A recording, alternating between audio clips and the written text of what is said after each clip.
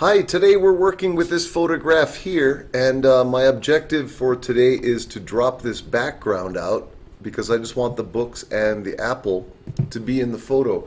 And there are a bunch of ways I can do that. I can take this to photo paint, which for some photographs that's the best way. If this background were light, or if a single color or higher contrast or something, photo paint might eliminate it without a whole lot of work. And there are several techniques you can use, but we're not going to use photo paint today because this background is kind of murky, and as you can see, there are some places here where you might get an edge, but over here the apple and the background are almost the same thing, so we're going to need to do this manually. And the reason I'm not going to use Photoshop is because this has a fairly hard edge, a defined edge to the apple and the book, so I can use a vector technique to drop this background out. Now there are a few different vector techniques you can use.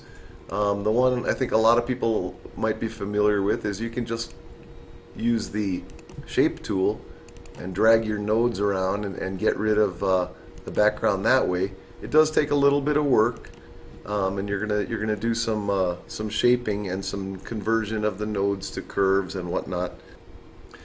Instead of that, though, I'm going to do something a little bit different. Let's see how we might work with this. I started by tracing this roughly, and I used a thick outline so you could see the line on the video. And I'm not going to show you step by step how to trace it. If you're not familiar with vector tracing, you can watch some of my other videos or some videos other people have put up there, or a lot of videos about it, and it's a good thing to learn and a good thing to practice. But for this video, I've already traced this roughly. I'm going to have to do a little bit of work on it later. Now, at this point, I could use Power Clip. You may be familiar with Power Clip. That's when you can take an object and place it into a vector object. And as you can see, it won't necessarily be centered properly. I'm going to have to do the edit Power Clip and get that exactly where I want it. And I can't really see what I'm doing. So I'm going to do it a little bit differently, and here's something you may not have seen before. I'm going to start by eliminating the outline of the vector shape, and I'll give it a fill of yellow, and then I'm going to draw a square right here, make it larger than my photo, and I'll make that a different color. As long as it's not yellow, it can be anything.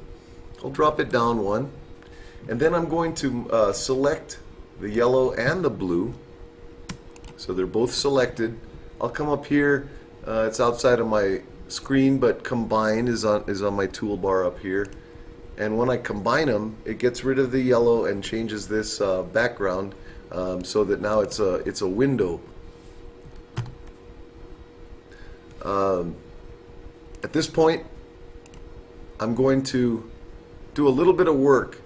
Ordinarily I'd zoom in, but just for the video I'm not going to. I'm going to shape this out a little bit. And mainly what I'm going to do is convert some of these to smooth curves, the ones that should be smooth. So the nodes that should be smooth, I'm going to convert to smooth curves, and just get it to look good. For this video, I'm not going to work real hard on it, but because that looks pretty good the way it is. Now, finally, I'm going to take this yellow window that we've created. I'm going to go over here. See, this is my trim tool. It's under your shaping menu, and that opens this flyout, and I'm going to use trim. I've got the yellow window selected.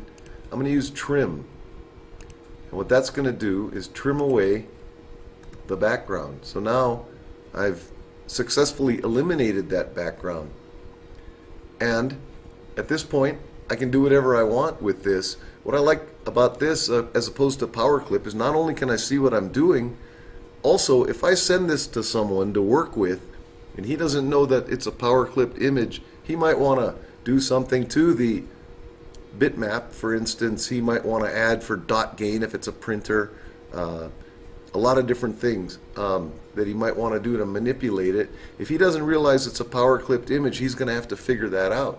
In this instance, he doesn't need to, because it's a single bitmapped image that stands on its own.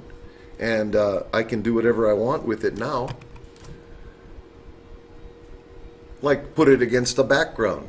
And at this point, I can work with this object however I like, use it for whatever purpose I like, and it's a single object, no power clip. And that's a technique you might want to try, and you might find yourself using it often. And I hope your next project goes well.